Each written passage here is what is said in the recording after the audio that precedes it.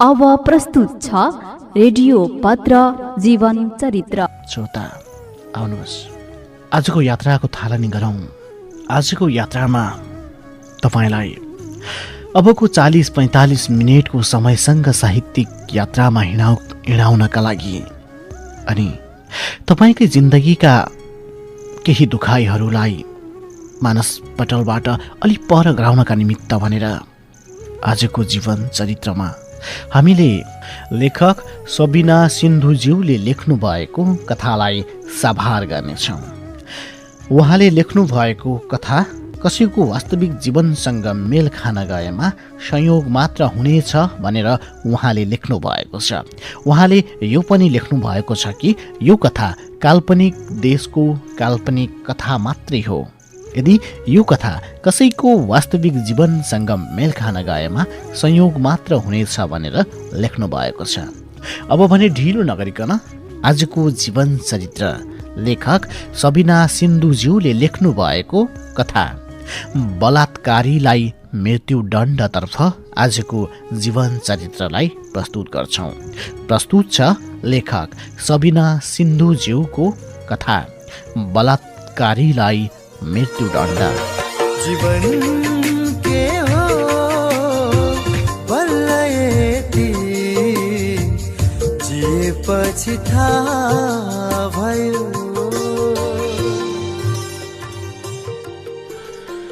यति बेला घरमा आमा पूजा गर्दै होलिन्।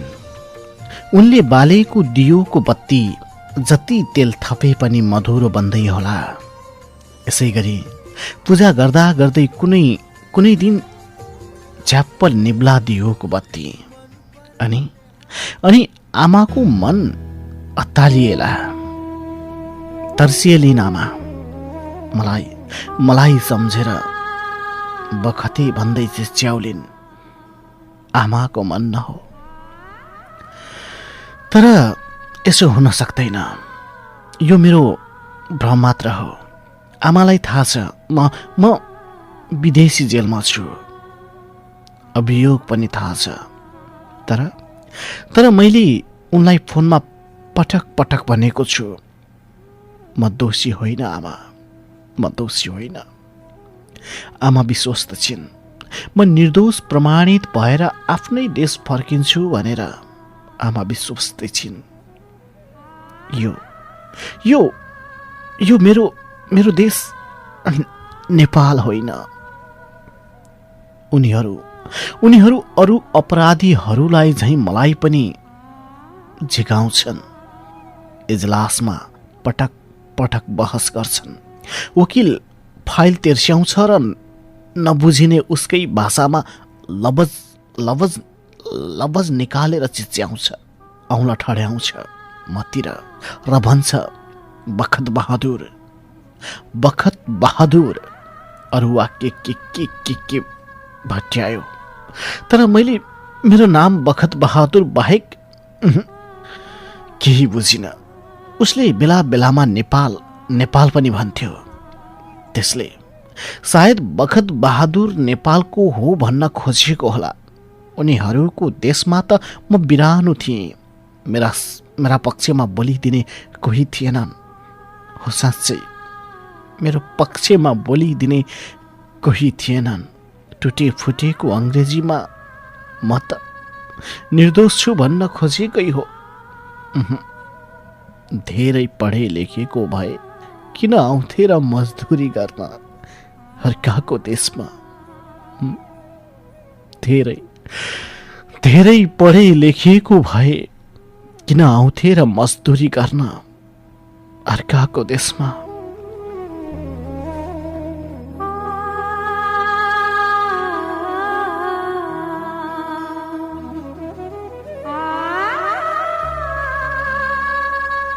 उनीहरूले घटनास्थल जाँच गरेको रिपोर्ट पेश गरे।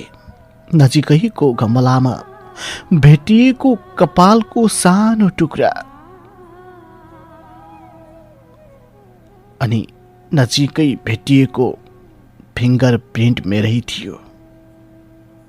हो साँच्चै उनीहरूले घटनास्थलको जाँचको रिपोर्ट पेश गरेपछि रिपोर्टमा देखिएको नजिकैको गमलामा भेटिएको कपालको सानो टुक्रा र नजिकै भेटिएको फिङ्गर प्रिन्ट मेरै थियो। किनभने त्यो पार्कमा गोडमेल गरिसकेर मलजल गरी साँझ पर्नु अघि नै फर्किएको थिएँ म। त्यसपछि को आयो को गयो मैले थाहा पाइनँ। पार्कमा 10 बजे मात्र सुरक्षा गार्डले तालचा लगाउँथ्यो। बलात्कारपछि युवती मारिएकी थिइन्। मृत युवतीको अगाडि भेटिएका सामानहरू मेरा थिएनन्। साँच्चै मृत युवतीको अगाडि भेटिएका सामानहरू मेरा थिएनन्। शरीरको जाँच गर्दा म निर्दोष छु भन्ने कुरा प्रष्ट हुन्थ्यो। म बलात्कारी होइन। त्यसैले उनीहरूले मलाई बलात्कारी प्रमाणित गर्न सक्ने छैनन्। हो साँच्चै म बलात्कारी होइन। त्यसैले उनीहरूले मलाई बलात्कारी प्रमाणित गर्न सक्ने छैनन्। फेरि केही दिनपछि उनीहरूले मेरो शरीर जाँच गरे। रिपोर्ट अर्कै आयो। यो बिरानो ठाउँमा के हुँदैछ? म कुरा बुझिरहेको थिएन। मलाई राखिएको ठाउँमा म एक्लो थिएन। धेरै मानिसहरू थिए। अभियोग प्रमाणित नहुँदासम्म उनीहरू त्यही हुन्थे। दैनिक 5-6 जना मानिस एकै समयमा त्यही छिर्थे। त्यसपछि यताउता हेरेझैँ गर्थे। च्याप्प एउटालाई समात्यो। त्यो दिन उसको मृत्यु वरण गर्ने पालो हुन्थ्यो। त्यो दिन उसको मृत्यु वरण गर्ने पालो हुन्थ्यो। अपराधी पुष्टि भएको व्यक्ति उनीहरूसँगै जान खोज्दैनथ्यो। उनीहरू कालो कपडाले उसको टाउको छोपिदिन्थे र घचेड्दै लान्थे। त्यसपछि त्यो अपराधीलाई मृत्यु दण्ड दिइन्थ्यो। अनि उसको देह लीलासला समाप्त हुन्थ्यो। त्यस ठाउँमा दिनका दिन मृत्यु दण्ड दिनुपर्ने अभियोग लागेका अपराधीहरू थपिन्थे।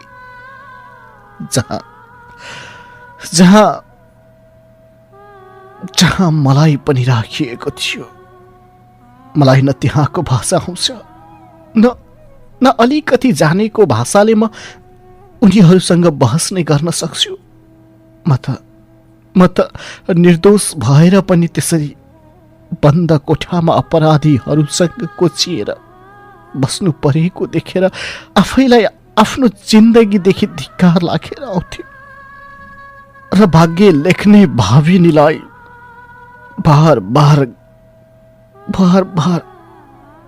गाली गर्न मन लाग्थ्यो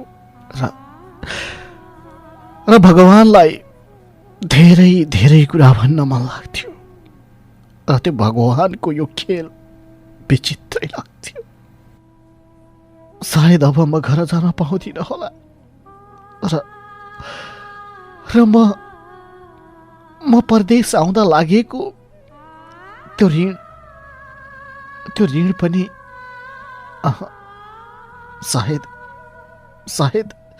सायद अब मुखिया बाले नै मेरो घर जमिन कब्जा गर्ने भएछन् होला। आमालाई सम्झन्थे, घर सम्झन्थे, अनि गाउँ साथी सङ्गी सम्झन्थे र सम्झन्थे आमाले मलाई विदेश पठाउनका लागि साहुबाट लिएको त्यति धेरै ऋण र रुन्थे। मन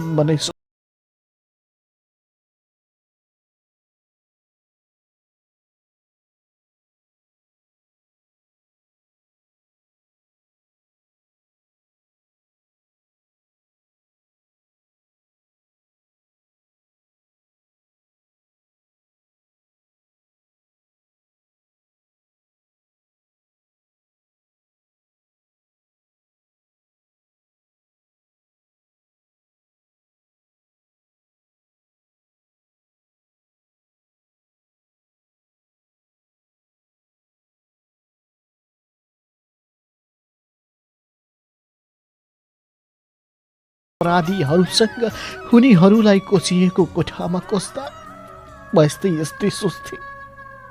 मेरो गाउँ घर अनि आमा साथी सङ्गी र आमाले मलाई परदेश पठाउनका लागि लिएको साउसँगको यति धेरै पैसा।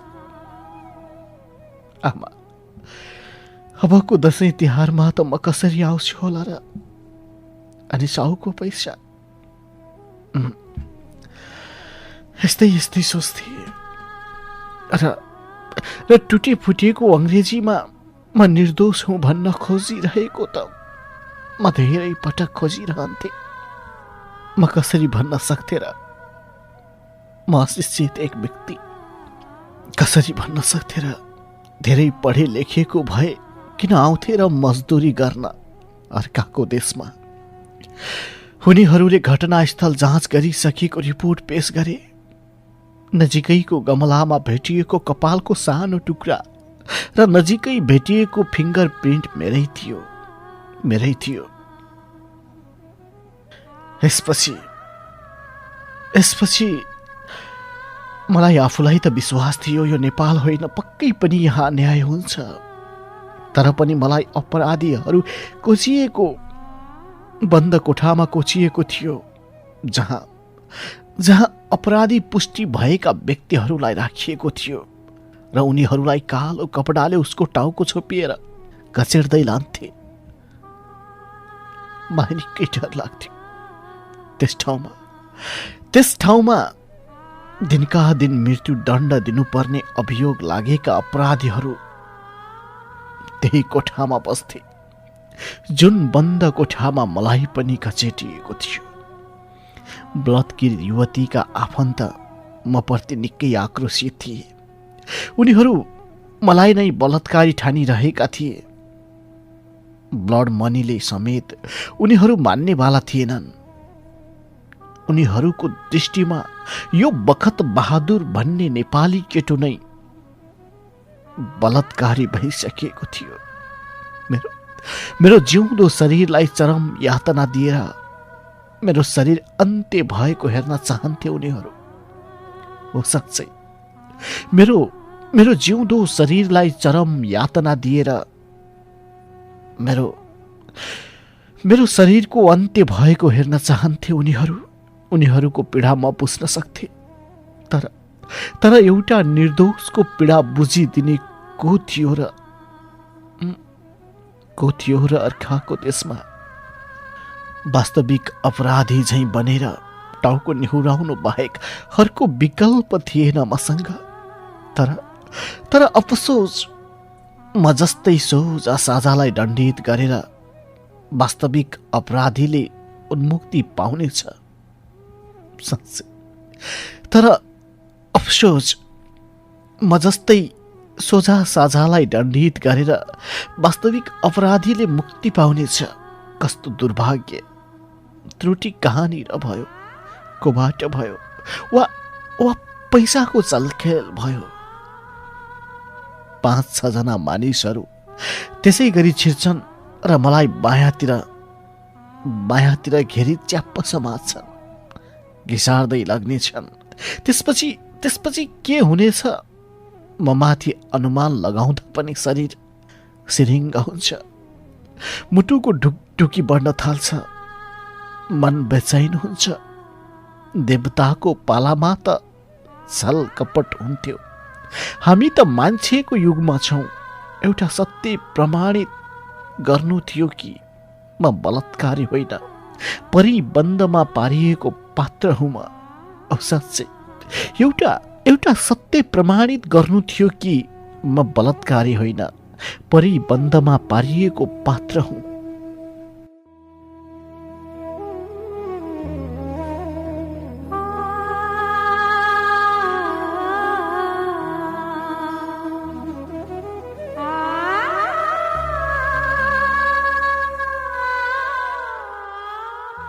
कसैको सानो त्रुटिले, कसैको सानो बदमासीले, कसैको सानो चलखेलले अपराधी ठहरिएको अपराधी मात्र हुँ म।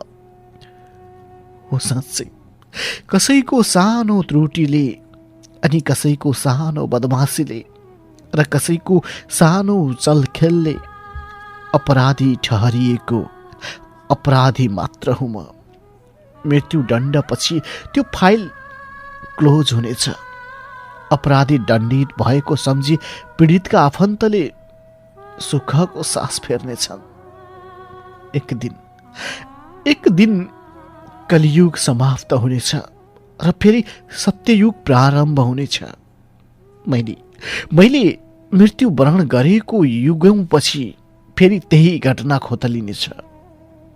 हो साँच्चै मैले मृत्युवरण गरेको युगौँपछि फेरि त्यही घटना खोतलिनेछ। वास्तविकता बाहिर आएपछि त्यो देशका नागरिकहरूले आँसु चुहाउनेछन्। उनीहरूसँग श्रद्धाञ्जलीका 2 शब्द बाहेक केही हुने छैनन्। म माथि फेरि निर्दोषको ट्याग त लाग्नेछ, तर म विलीन भइसकेको हुनेछु। अस्तित्वको समाप्तिपछि पाएको न्यायको कुनै अर्थ हुने छैन। हो साँच्चै, अस्तित्व समाप्तिपछि पाएको न्यायको कुनै अर्थ हुने छैन। त्रुटि चाहे मानवीय त्रुटि नै किन नहोस्, सजायको दायरामा ल्याउनु पर्ने त अपराधी पो हो। वास्तविक बलात्कारीले मृत्युदण्डको सजाय पायो भने त ठिकै होला, तर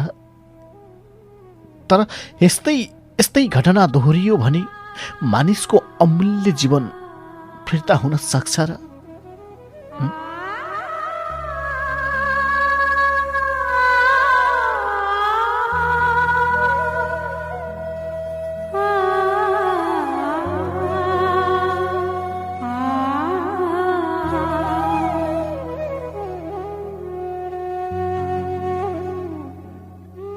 सजायको दायरामा ल्याउनु पर्ने त अपराधीलाई पो हो।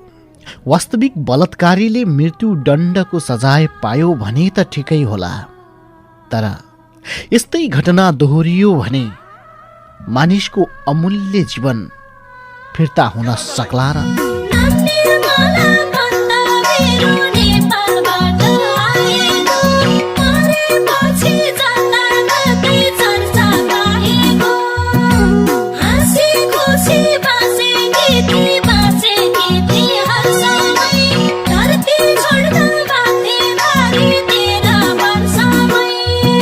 आदरणीय श्रोताबेन, कार्यक्रम जीवन चरित्र सुनिरहनु भएको थियो।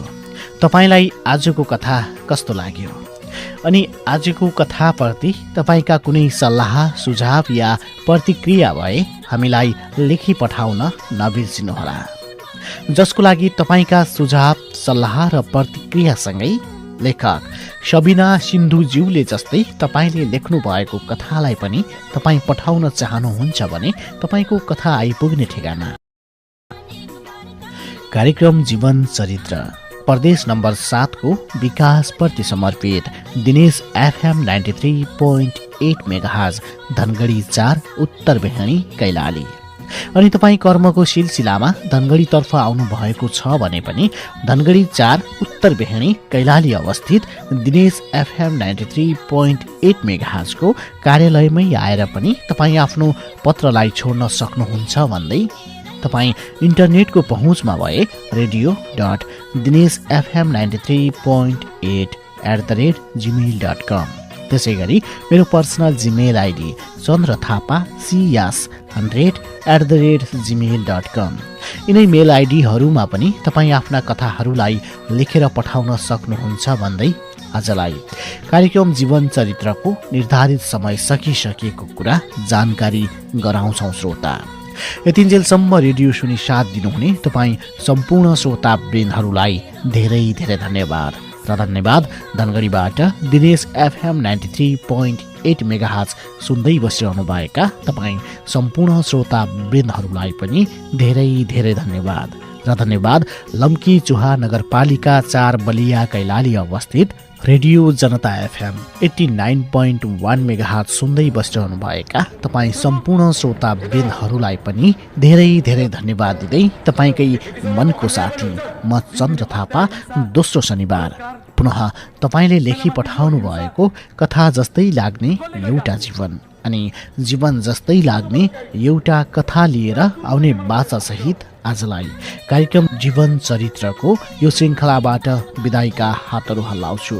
तपाईँको यो साता शुभ बितोस्। नमस्कार, शुभरात्री।